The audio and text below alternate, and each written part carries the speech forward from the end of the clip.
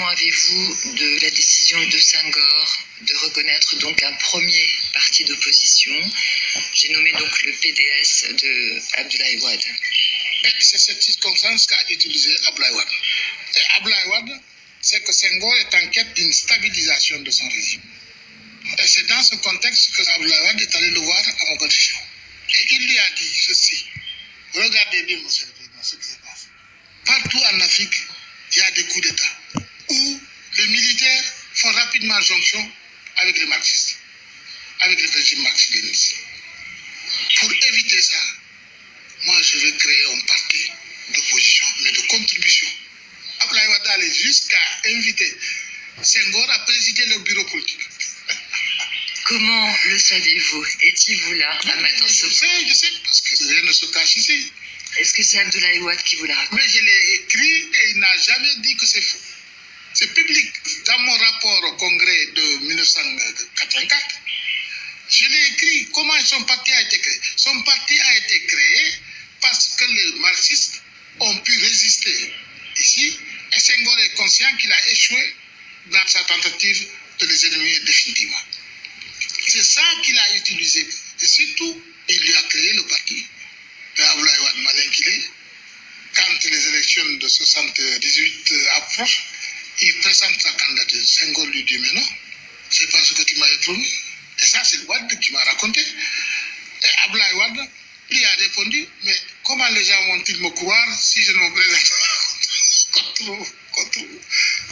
C'est pourquoi Senghor l'a appelé Ndjombor à cause de ça.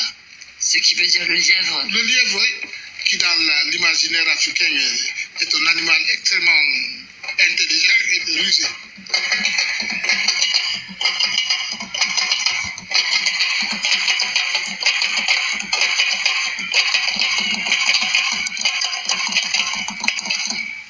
Amath Dansokho, il y a peut-être une caractéristique ici au Sénégal, c'est qu'effectivement les grands leaders des partis sont des intellectuels. Est-ce que dans le même temps, ce statut des leaders politiques n'a pas le défaut de ses qualités? Ce que je veux dire, c'est est-ce que cette domination en quelque sorte de la vie politique par les intellectuels sénégalais ne les coupe pas un peu trop du peuple et ne rend pas difficile le développement de ces partis en partis de masse? Oui, c'est clair, ça a beaucoup contribué dans les indépendances. Nous étions des jeunes, on n'avait pas de charge. On était ou étudiants ou intellectuels sortis d'université en France ou de grandes écoles. Et ce qui est compliqué, parce que dans le parti, la dérive extrémiste du parti, c'était aussi le reflet de compétition de pouvoir à l'intérieur du parti. Alors, vous voulez dire que oui, pour se faire remarquer, il fallait avoir un discours de plus en plus radical. La surenchère extrémiste, parfois actionnée de l'extérieur, ça a beaucoup compté. Eh bien, nous avons consacré beaucoup de temps à nos différents intérieurs. Comment les populations pouvaient se retrouver dans tous ces gens-là qui se réclament du marxisme-léninisme? C'était difficile. Nous avons commencé à peser quand nous nous sommes mis ensemble pour pousser Abdoulaye Wade vers le pouvoir. Ça a pris notre prestige. Et ça a donné confiance aux jeunes. C'est la caution du pôle de gauche que nous avions constitué ici, dans cette salle. Ici, dans la salle à manger de Amath Dansokho, ici à Dakar. C'est ici que nous avons préparé la montée de Abdoulaye Wade au pouvoir. Dans ces fauteuils même où nous sommes assis. Dans ces fauteuils, et il le sait. Et effectivement, en mars 2000, c'est l'écrasante victoire du camp de l'alternance. Les Sénégalais chantent dans les rues à la gloire du SOPI. On a gagné. C'était extraordinaire. C'était une véritable déferlante. Parce que notre union à gauche a donné plus de confiance aux gens. Il est possible de faire autre chose de différent. Ça a pris notre tenue. Moi, je ne suis pas resté plus de 6 mois dans son gouvernement. Parce que d'abord, je suis rentré dans le gouvernement malgré moi. Mais c'était incroyable. Il a voulu envoyer les forces de répression, nos CRS locaux, ici, contre les syndicats. J'ai dit non. Moi, je ne serai pas membre d'un gouvernement qui réprime les syndicats. Et puis, un beau jour, ils m'ont dit, mais oui, il y a des ministres ici qui disent une chose ici, qui disent le contraire ailleurs, et ça, quand même, ce n'est pas possible. Et ils n'osaient pas dire mon nom. Et qui finit, je lève le doigt, je dis aussi le président, est-ce que je dois dire à quelqu'un? Il m'a dit oui, je vais vous dire une chose, monsieur le président. Et je le pointe comme ça devant tout le monde. Je dis, je suis chef de parti. Nous sommes alliés, mais notre parti est indépendant. Quand il a une opinion, il la dira haut et fort pour que tous les Sénégalais sachent ce que nous voulons. Et je vous rassure, je ne suis pas un comploteur. Maintenant, je vous dis, monsieur le président, je ne changerai pas. Que si je change, les Sénégalais vont rire de moi. Depuis quelques temps après, je suis destitué du gouvernement et un autre ministre a été désigné à ma place.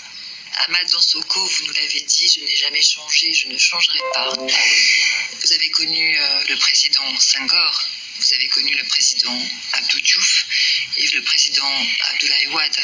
Vous nous avez dit, même au plus fort de notre lutte, nous le PAI, vous avez d'ailleurs dit que vous regrettez la dimension violente de votre lutte, mais vous avez dit Senghor n'a jamais été un sanguinaire. Oui. Est-ce que de votre point de vue, ses successeurs, que ce soit Diouf ou bien Wade, ont respecté les droits humains? Senghor, voilà, je confirme ce que j'ai dit tout à l'heure. Je ne dis pas qu'il n'y a pas eu de mort. Il en a fusillé. Mais ce sont des militants à lui qui ont tué. Mais ça, il le faisait pour que les gens renoncent à la violence. Ce sont des militants à lui qui se sont entretués ou alors des gens qui ont tenté à sa vie. Ça, il a été implacable. Abdou Diouf, il n'a tué personne. Nous avons fait de ces choses en 88 avec Abdou Diouf. N'eût été son sang-froid et sa volonté que ça ne dégénère pas en tuerie, il y aurait eu des fleuves de sang dans ce pays. Mais Abdou Diouf n'a pas utilisé un seul coup de feu contre quelqu'un. Abdoulaye Wade, quand il est venu, sur un grand projet de libération. Mais la première des choses qu'il a faites, c'est de donner son aval à l'assassinat du président du Conseil constitutionnel. Et j'étais le premier. Quand on est sorti de la salle mortuaire à la levée du corps, j'étais avec le Premier ministre. J'ai levé le doigt, j'ai dit, ils l'ont tué. Ils l'ont tué parce que ça a été planifié. Et après, il y a eu ce qu'on a tenté contre Talla Sylla. C'est son entourage direct qui a voulu tuer Talla Sylla. Les enquêtes de gendarmerie sont claires aussi. Mais jusqu'à présent, il n'y a pas de procès. Ahmad Dansokho, vous qui avez tout au long de votre vie rencontré de nombreuses personnalités politiques du monde entier, aujourd'hui vous avez 75 ans. Quand vous continuez tous les jours à mener votre combat politique, finalement, parmi toutes ces personnalités, quelle est celle qui continue à vous éclairer? Quelle est celle qui continue à être un modèle pour vous? Il y en a tellement eu. Ça, je pense que c'est sans doute un combat. C'était difficile. Il était génial. Et ce qu'il a pensé pour l'Afrique, je ne pense pas qu'il y ait un seul homme qui l'atteigne à la